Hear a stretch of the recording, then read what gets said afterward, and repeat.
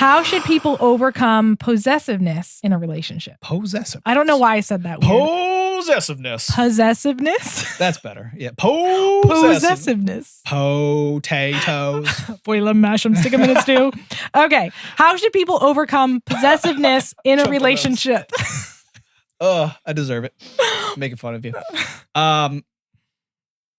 By changing your mindset that what is my spouse, partner, boyfriend, girlfriend's is mine and what's mine is theirs. Again, decide on the belief that our possessions are each other's. Just like, in a marriage relationship, our bodies are each other's. Our emotions are each other's. Our finances are each other's. Yeah. That continuing to, it depends, I guess, on where you're at relationally. There's a difference between relationships that are marriage relationships and relationships where you're just dating somebody. Yeah, there's difference. But the principle still remains that how you become less possessive is by giving. Just like becoming more trusting is how you deal with jealousy, becoming more secure by exposing yourself to by exposing your insecurities to the world. These are how you always overcome with the opposite. So giving helps you overcome possessiveness. Yes. And possessiveness is understandable, especially in a marriage relationship. That person belongs to me and I belong to that person. Right. So there's a healthy level of possession there. I know that's a difficult word for people because they're just like, she doesn't possess me and, vice Other versa. way around, yeah.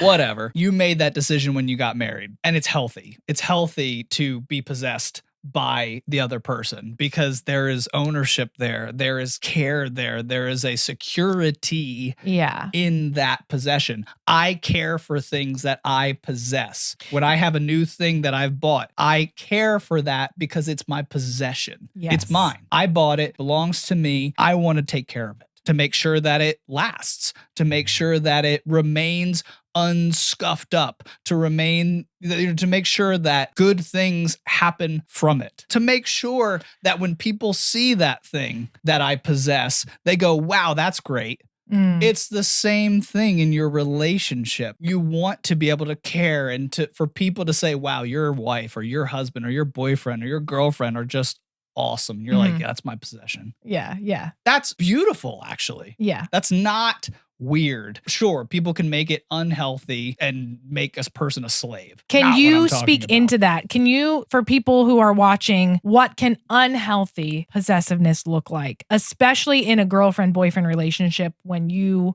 Well, that's what we're speaking to with, sorry, I don't mean to cut you off. That's what we're speaking to, though, with trying to stop being possessive in the relationship is the unhealthy ways people are possessive. And the main way that I've seen that in relationships, it kind of goes back to the jealousy a little bit, especially in the second question that you had about connections.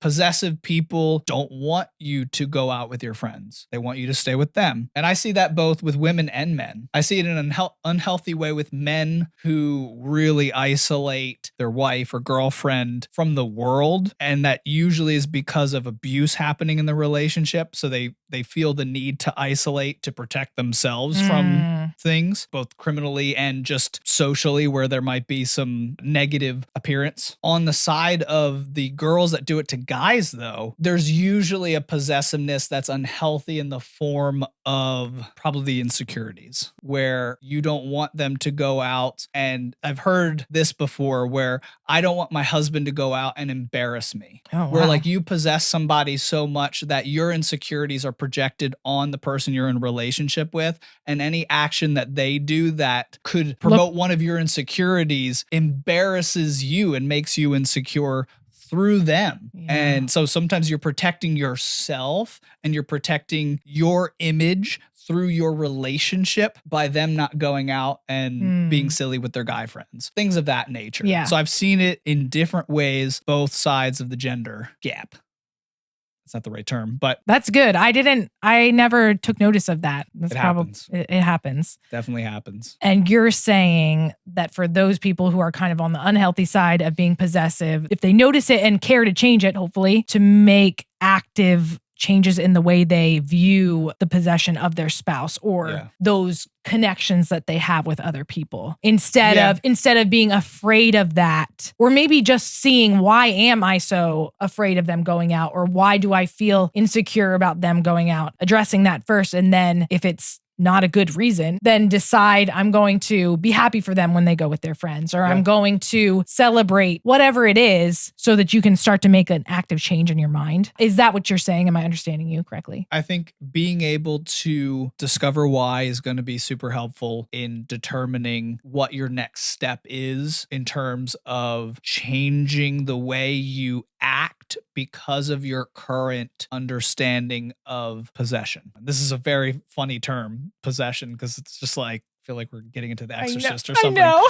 But it's a very good term because there is a possessive nature when it's unhealthy, that you are bringing your spouse into you in such a way that defeats the way that we are supposed to exist as human beings, which is we are supposed to be together, but separate in our opinions, our values, on our dreams, our hopes. We're supposed to be separate and value each other in our separateness. We're not supposed to be clones. We're not supposed to be some Instagram relationships that I see where it's just like, oh my gosh, we just have everything in common and we're just, no.